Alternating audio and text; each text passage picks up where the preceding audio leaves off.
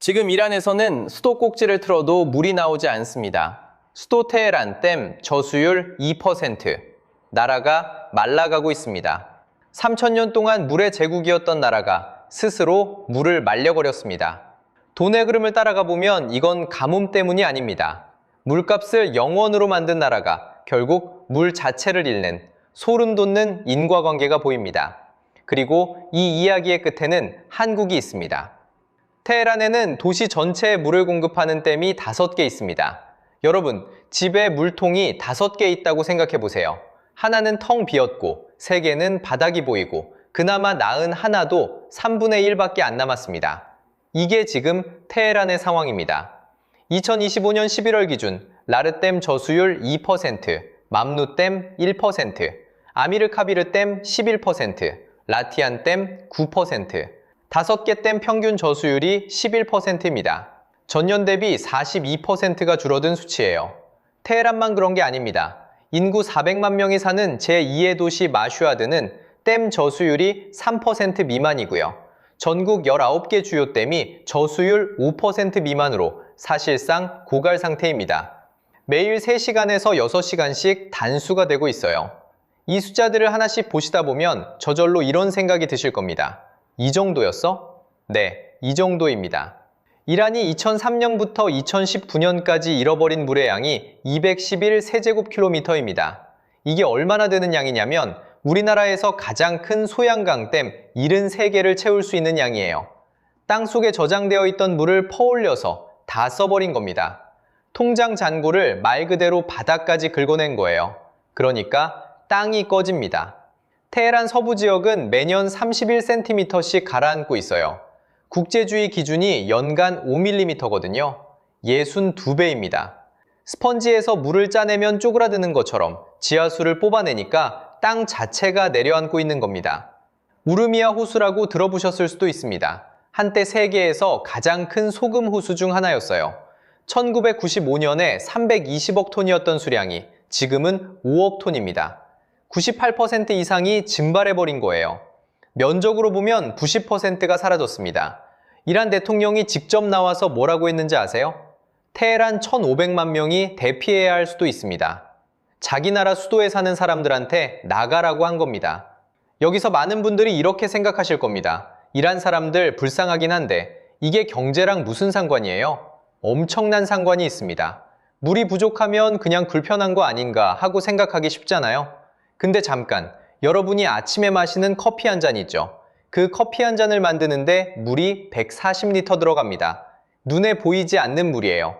원두를 키우고, 가공하고, 운반하는데 다 물이 필요하거든요. 청바지 한 벌에는 7,500m, 자동차 한 대에는 12만 리터에서 15만 리터가 들어갑니다. 이걸 가상수라고 하는데 쉽게 말하면 제품을 만드는 데 들어간 보이지 않는 물입니다. 그러니까 물이 마르면 커피만 못 마시는 게 아니에요. 공장이 멈추고 농사를 못 짓고 수출이 중단되고 경제 전체가 멈춥니다. 집안 메인 수도관 밸브가 잠긴 거예요. 수도관이 잠기면 주방도 안 되고 화장실도 안 되고 세탁기도 안 돌아가잖아요. 물이 바로 경제의 메인 밸브입니다. 이란의 경우를 보면 이게 딱 보입니다. 이란은 전체 수자원의 92%를 농업에 쓰고 있어요. 거의 다 농사에 쏟아붓는 겁니다. 근데 그 농업이 GDP에 기여하는 비율은 9%에서 12%밖에 안 됩니다. 물의 92%를 써서 경제의 10%를 만들고 있는 거예요. 투입 대비 산출이 처참한 수준이죠. 여기서 악순환이 시작됩니다. 댐에 물이 줄어드니까 수력 발전이 안 됩니다. 전기가 안 나오니까 지하수를 끌어올리는 펌프가 멈춰요. 펌프가 멈추니까 물이 더 부족해집니다. 이 고리가 계속 돌아가는 겁니다. 결과가 어떻게 됐냐면요. 2026년 2월 기준 이란의 식품 인플레이션이 105%입니다. 작년에 10,000원이던 게 올해 20,000원이 넘는다는 뜻이에요. 이란 화폐 리알은 2025년 중반 이후 가치가 60% 폭락했고 정부는 역대 최고 액면가 화폐를 찍어내기 시작했습니다. 하이퍼 인플레이션이에요. 물이 마르니까 경제가 무너지고 경제가 무너지니까 돈의 가치마저 증발해버린 겁니다. 근데 진짜 소름 돋는 건 따로 있습니다. 이게 가뭄 때문이 아니거든요. 이란이 물을 잃은 건 하늘 탓이 아닙니다. 스스로 말려버린 겁니다. 이란은 원래 물을 다루는데 천재적인 나라였습니다. 3000년 전에 카나트라는 걸 만들었어요. 카나트는 산에서 마을까지 수십 킬로미터에 걸쳐 지하수로를 뚫어서 물을 끌어오는 시스템입니다. 중력만으로 물이 흘러가게 설계했기 때문에 전기도 필요 없고 펌프도 필요 없었어요. 자연이 충전하는 만큼만 쓰는 구조였습니다. 유네스코가 세계 문화유산으로 등재할 만큼 대단한 기술이었죠.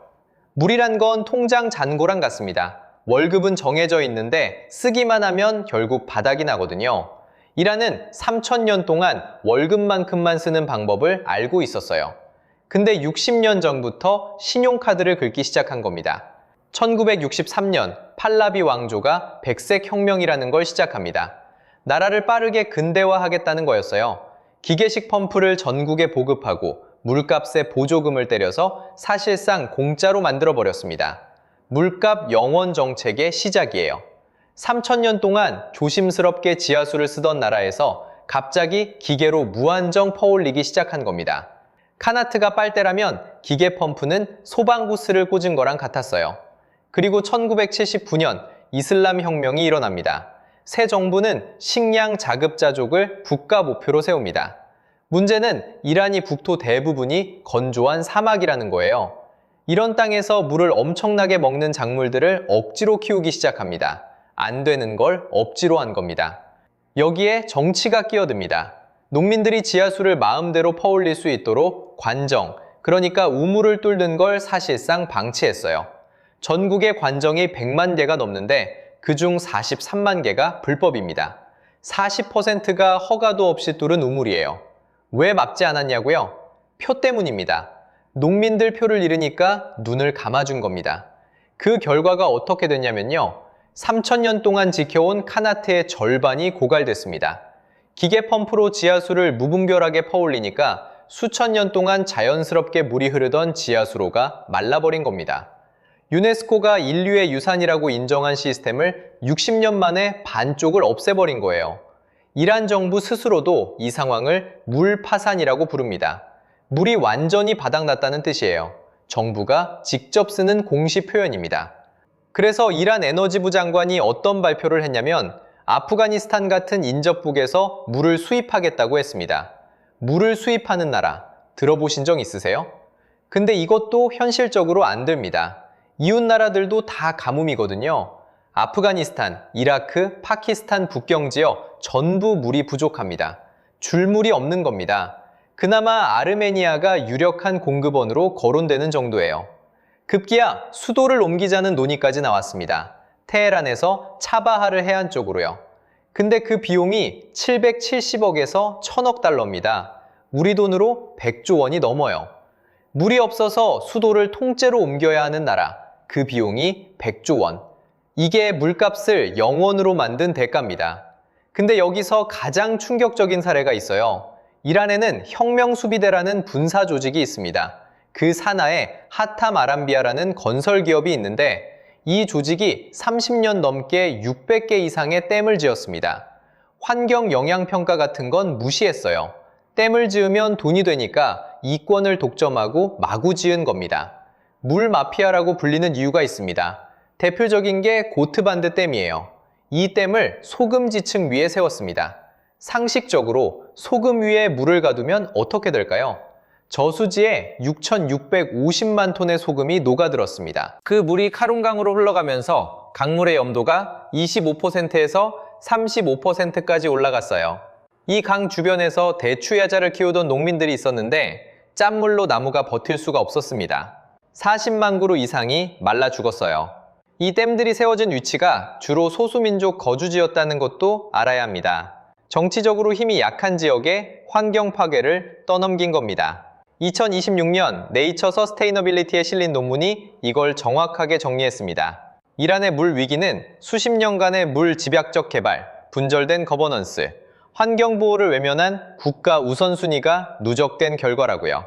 거버넌스 개혁 없이 기술적 해결책만으로는 이 위기를 막을 수 없다고 결론 내렸습니다. 정리하면 이렇습니다. 3000년 동안 자연과 공존하며 물을 쓰던 나라가 팔라비 왕조 때 물값을 공짜로 만들었고 이슬람 혁명 때 사막에서 농사를 강행했고 정치인들은 표 때문에 불법 우물을 방치했고, 군부는 돈 때문에 댐을 마구 지었습니다. 하늘이 물을 안 준 게 아니에요. 물은 있었는데 권력이 다 말려버린 겁니다.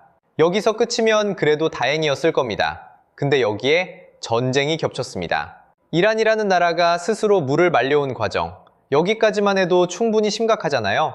근데 2026년 3월, 여기에 전쟁이 터졌습니다. 3월 7일, 이란 남부 캐슘섬의 담수화 시설이 공습을 받았습니다. 이 시설 하나가 멈추면서 주변 30개 넘는 마을의 식수가 끊겼습니다. 수도꼭지를 틀어도 물이 안 나오는 거예요. 이란은 바로 다음 날 바레인의 담수화 시설에 드론으로 보복 공격을 했습니다.